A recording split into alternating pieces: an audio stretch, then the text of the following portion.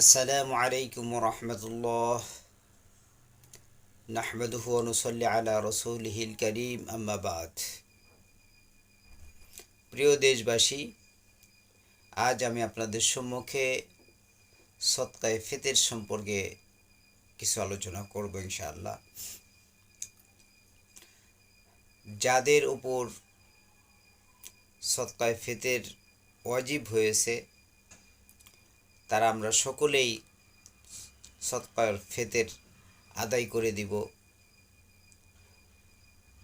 যে প্রয়োজনীয় আসবাবপত্র বাদ দিয়ে যার 52.5 তোলার উপর সমপরিমাণ টাকা বা এই ধরনের কোনো সম্পদ, প্রয়োজনীয় আসবাবপত্র বাদ দিয়ে অতিরিক্ত থাকে, তার উপরেই সদকায়ে ফিতর ওয়াজিব। যাকাত যেরকম মালিকি নিসাব হলে তার পুরা 1 বছর অতিবাহিত হওয়ার পর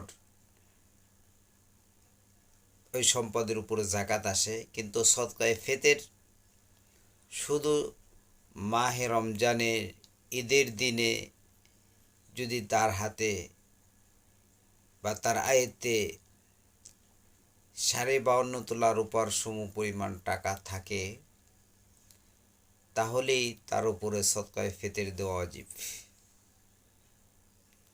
এখন এই অতিরিক্ত টাকা যেটা ডিপোজিট আছে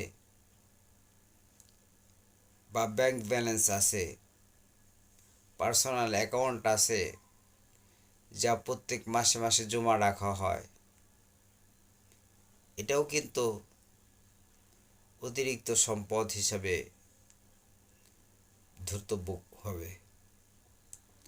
অতএব এটাও মালিকি নিসাবের অন্তর্ভুক্ত। তাই হিসাব করে যাদের উপর সদকায়ে ফিতর ওয়াজিব হয়েছে আমরা সকলেই সদকায়ে ফিতর আদায় করব।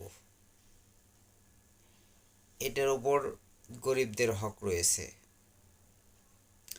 যাকাত বছর অতিবাহিত হওয়ার পরে দিতে হয়, আর সদকায়ে ফিতর শুধুমাত্র ঈদের দিনে বা এই সময়ের মধ্যে তার মালিকি নিসাব পরিমাণ টাকা থাকলেই তার উপরে সদকায়ে ফিতর ওয়াজিব। অতএব সদকায়ে ফিতর আমরা সকলেই আদায় করে দেব।